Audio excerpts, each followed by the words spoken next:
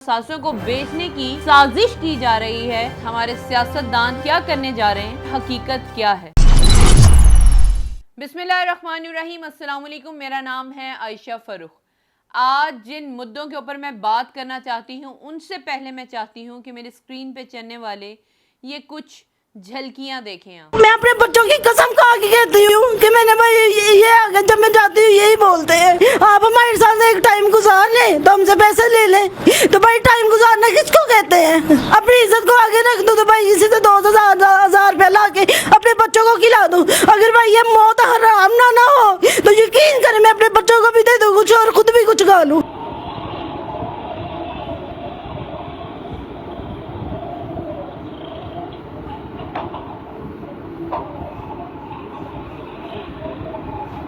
इन clips को दिखाने के पीछे मेरा मकसद सिर्फ ये था कि हमारे पॉलिटिशियंस, हमारे सियासतदान हमारे साथ क्या करने जा रहे हैं और हकीकत क्या है।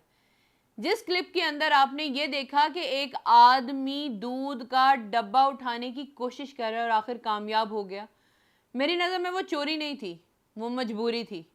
अगर आप गौर करेंगे तो उसने अपने हाथों को कई बार सोचने पर मजबूर किया कि वो दूध का डब्बा उठाए या ना उठाए। शायद वहाँ एक बाप कमज़ोर पड़ गया और बच्चे की भूख जीत गई। दूसरे क्लिप में आपने ये भी देखा कि एक औरत बिजली के बिल जमा करवाने पे जो दुहाइयाँ दे रही है, वो कोई नई बात तो किसी के लिए नहीं। अब इससे ज़्यादा अगर मैं बिल्कुल अप टू द पॉइंट पे बात करना शुरू करूं तो पाकिस्तान के अंदर सियासत में हो क्या रहा है। पहली गेम तो ये शुरू हो गई हुई है कल से कि प्लान बी के ऊपर काम शुरू कर दिया गया है। और दूसरी तरफ देखा जाए तो सियासत में क्या हो रहा है, सियासत के अंदर चीफ जस्टिस के बारे में बात कर लें या उमर अता बंदयाल के बारे में बात कर लें, हमारे पास इन दो मुद्दों के अलावा बात करने के लिए कुछ रह ही नहीं गया।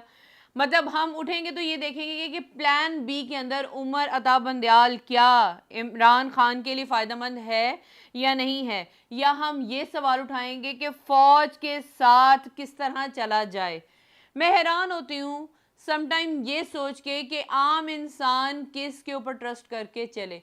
एक हुकूमत आती है, वो लूट कर चली जाती है, दूसरी आकर पहले की दुहाइयाँ देती है और फिर लूटना शुरू कर देती है। यही तो बात की सच्चाई सामने आ रही है कि अब मुस्लिम लीग नून, जिसके हाथ में पाकिस्तानियों का मुस्तकबिल फिल वक्त मौजूद है, 4,000 अरब डॉलर से ज्यादा हमारे पास असासे हैं। हम उन असासों को गिरवी रख के, हम उन असासों को बेच के, हम उन असासों को प्राइवेटाइज करके हम तो फंड इकट्ठे कर सकते। उनके ही रहनुमा ये बात कर रहे हैं कि पाकिस्तान के 200 अरब के कर्जे हैं और पाकिस्तान के असासे हैं 4,000 अरब। यानी कि अब कशकोल में डालने के लिए कुछ बाकी नहीं रहा, तो पाकिस्तान के उन असासों को बेचने की साजिश की जा रही है जिनको हम अपने टैक्सों से, अपने खून पसीने की कमाई से परवान चढ़ाते हैं हर महीने।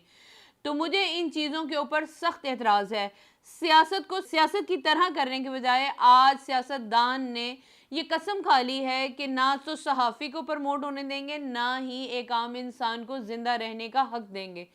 तो हमें अपने हक के लिए किसका दरवाज़ा खटकाना है, ये भी मेरा सवाल है। आखिर में मैं सिर्फ यही बात करूँगी, जब तक पाकिस्तानी अवाम खुद को अवाम नहीं समझेगी तो उसके साथ यही गधों वाला सलूक होता रहेगा। उसी की टैक्स की बनी हुई चीज़ों को बेचकर उसी के ऊपर पड़े हुए कर्जों को उतारा जाएगा और अमीरों को कोई फ़र्क नहीं पड़ेगा। तो खुदाया होश के नाखून लीजिए। Thank you so much.